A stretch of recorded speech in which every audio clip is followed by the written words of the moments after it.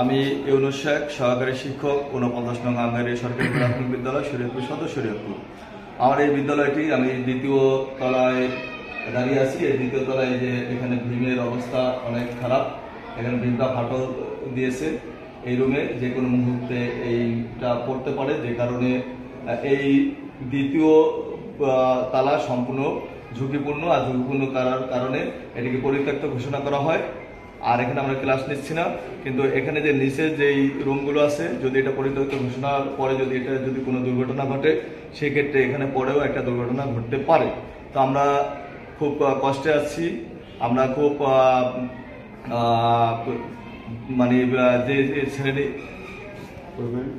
আমাদের এটা পরিত্যক্ত ঘোষণা করা হয়েছে। তো নিচতলে আমরা খুব আতঙ্কভাবে আমরা ক্লাস করছি, যে কোনো মুহূর্তে যে কোনো দুর্ঘটনা ঘটতে পারে। তো এই জন্য সরকারের কাছে আমাদের প্রার্থনা, যাতে আমাদের এই বিদ্যালয়ের দ্বিতল ভবন সম্পূর্ণ করে নতুন একটি ভবন করা হয়, সেই জোর দাবি জানাচ্ছি। শিশুরা আমাদের 286 জন শিশু শিক্ষার্থী। এই শিশুদের অনেক শিক্ষার্থী বিদ্যালয়ে আসে না এই সমস্যার কারণে। তারা অনেক আতঙ্কিত থাকে, অভিভাবকরা আতঙ্ক থাকে তাদের বাচ্চাদের শিশুদেরকে দিয়ে কখন যেন এটা ধসে পড়ে। এই নিয়ে অনেকের মধ্যে উৎকণ্ঠা বিরাজ করছে।